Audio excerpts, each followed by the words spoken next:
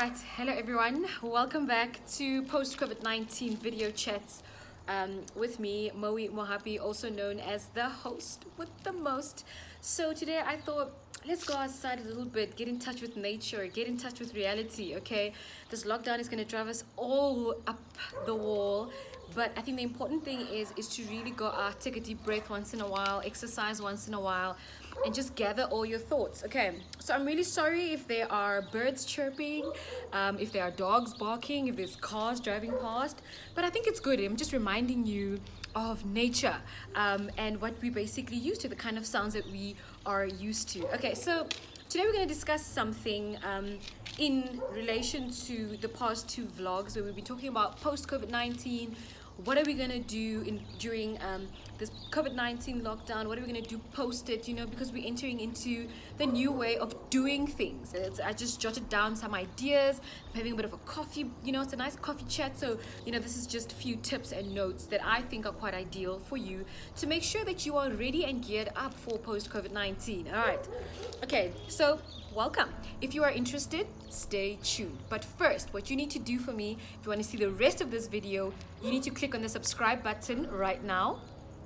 All right, so let's get into it. I'm so excited. All right, so I've been speaking about the different gaps and business opportunities that you can find during the post-COVID-19 to address new business ventures. So today is about planning for your business venture, planning for your new business venture. Okay, but this is still relevant for people that are in business already. This is still relevant for people that are trying to re-establish their business and rethink on how to do their business. Okay, so this is still for you. Okay, cool. So I've been reading a lot. Obviously I've been doing a lot of reading. It's not really research. I'm not going to say it's research because then I must start citing things and it's not research. I've just been reading a lot of opinion pieces, as I've mentioned, and I've been getting kind of insight. So I'm thinking, you know what, guys, I need to give you typical steps, simple steps, typical ones that we know in business and in marketing in general. So it's got nothing to do with me coming up with something new. I'm just reminding you of, if now you've identified where you want to go, you kind of need the steps on what you need to do. Correct. Okay, so first things first. Okay, I've mentioned the different gaps, and you might have your own gaps that you've established, which is fantastic. It's great. Okay, so now you have to start planning towards achieving your goals in light of that. Okay, so remember I spoke about having a clear strategic objective for your own brand, for your business. Okay, I spoke about that in Brand Pillars in episode 2 of Madam Speaker 101. If you're interested, please go back and go watch that video. It has a lot of insight on just the basics and how everything is linked together. Okay, so the most important thing to actually consider during this time is whatever gap that you choose. I prefer that you choose something that you are passionate about, because they say do what you love and never work a day in your life, right? And I'm a testament to that. You have to do something that you enjoy. You have to do something that you love, because then you will be fully committed towards it. Okay, you won't shortchange it, definitely not. Okay, so once you've established what it is that you want to do, you're on the right track. So then you have to do a bit of research. So that's the first step. Okay, you need to do a little bit more research, and you kind of have to understand the pure concept of whatever it is that you're going to go and pursue. You kind of have to understand what it entails. So go understand how it operates, understand how it operates in the traditional way, understand how it would happen in a more technologically advanced and a more new age kind of environment. Okay, so that's the basic. So research is very important.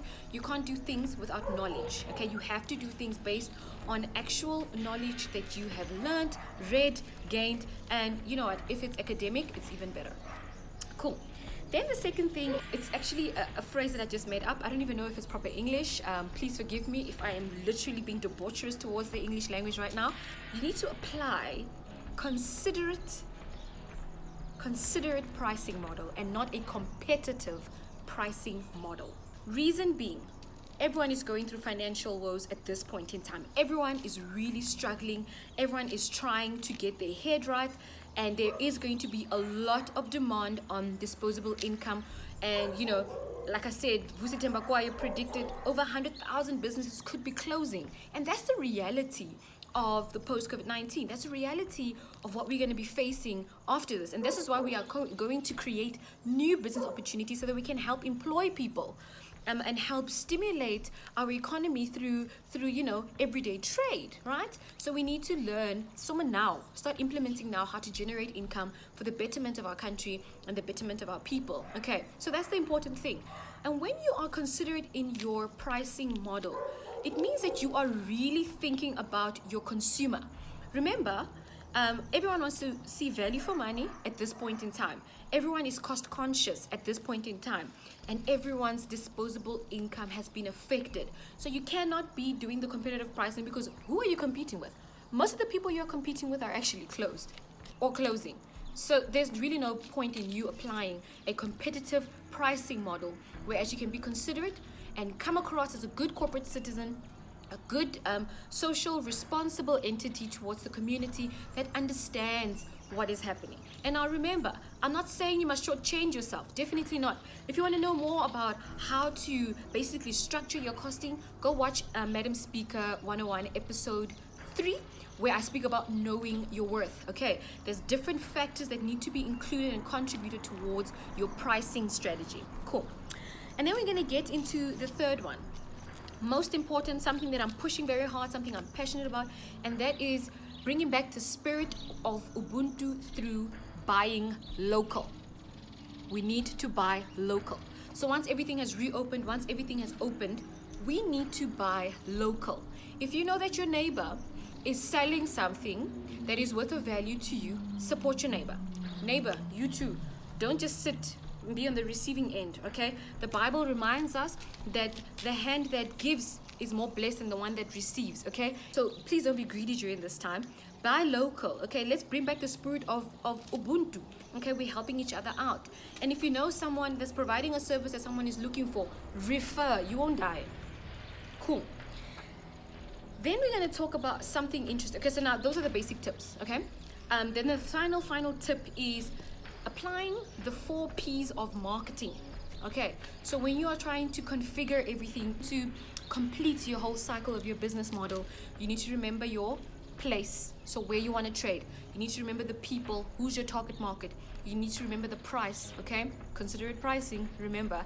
And then obviously your product, or whatever it is that you're going to be selling or producing or servicing, okay? 4 P's of marketing, very straightforward. I'm not going to get into the rest because it gets a bit more technical, but those are the main tips that you need to really implement during this time, okay, in order for you to start planning for when you say, okay, I'm ready to get out of this, let's do this. Okay, cool. Then I want to talk about something very important, okay, so, and this is specifically to currently existing businesses, and then if you're also a new business, it's okay, you can also take this information in. So the main thing that I want to talk about is you need to learn how you're going to adapt and transform your business. Okay, so you need to start considering new ways of conducting your business in the new age. Okay, so we all understand, we've all heard the country has been ready and geared, and we've been talking about the 4th industrial revolution. We've been talking about, the 5G and all this crazy myths that are going around about 5G, but it's basically just an indication on where we are going forward. Okay, so if you are a business, you need to adapt. You need to basically modify your business so that it is suitable for digital mediums, digital ways of doing things, okay? And you kind of need to, if you have to equip your employees at this stage, do it. There are so many, inundated on social media with all of these online short courses that institutions are giving out in South Africa, accredited. They are giving out online courses, which you can be doing right now while you are waiting to obviously press the open button by the day of your relaunch or your opening or your launch. Okay, if you're launching something new, so consider that. And if you're a business owner and you are doing everything solo, consider that. Go and read a bit more, get a bit more background, a bit more education in terms of just digital platforms and how you can optimize your digital spaces. Okay. And that's just the main thing, shift to that right now, because that's basically how we're going to start doing business now. We're going to move away from the traditional ways of doing things. We're going to move into the new age. Okay. So I want to make an example on people that have actually started shifting. So we all know I'm an influencer, right? We all know influencers. Our influencers, they were always ambassadors and endorsing different brands. You know, for instance, let's make an example. So scenario is here. We've got a Influencer X is my name. I'm not going to give anyone free publicity right now.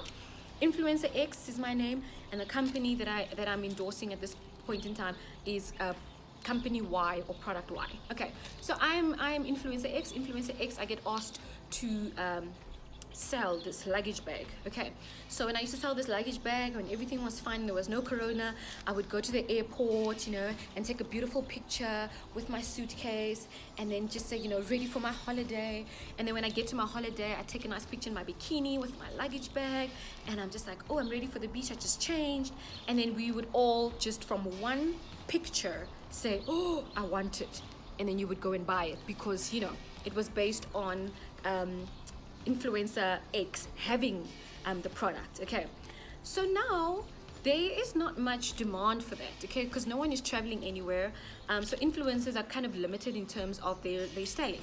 So what they've done is, and I think it's absolutely phenomenal, it's something that I've started following for the past couple of weeks. Now they've turned to online video streaming, live, you know, and YouTube, like now, like me, using YouTube to kind of communicate to their constituents. So what they should be doing, this is also an idea. So you've got the luggage bag from company X, from company Y, and you are X. You tell people that you're going to be online, and you're going to give them a little bit of a tutorial on the functionality of this specific luggage bag. Okay, so what Influencer X would do is say, okay, here's a luggage bag, you guys won't believe it, I actually fit 70 outfits in this little bag. Can you believe it? Let me show you how I packed. And she starts showing you. So the pants you roll up, the t-shirts you fold in a certain way, the socks you put all together, the underwear you put, and then everyone is like, oh, so that's how it works. Because I always wondered, it looked a bit small, but now I see the functionality. Now I go buy online, and they buy online. You know, online services are still working, except for the delivery, of course. The delivery will only be post, you know, the lockdown. But people are still ordering things online because the influencers are actually still selling the products. So you, makeup artist, if you've got products that you are making yourself, show people how you use their products.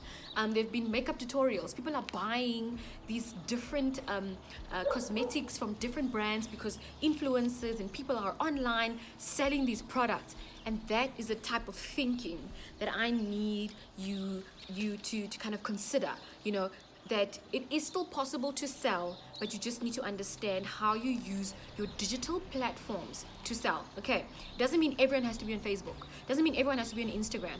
Based on your product and service and what you have to offer, you then attain to the channel, the medium that you use, and then you have to be creative in how you're going to resell and repackage your different products and services. And that's just the main thing, like short and sweet. Just like that. I'll be sharing a lot more about post-COVID-19 concepts, ideas, plans, gaps, business ventures, even strategic partners later. So make sure that you subscribe to my channel so you can get all the notifications and know exactly what to do, when to say it. Again, my name is Moe Mohapi, the host with the most, and I'm out.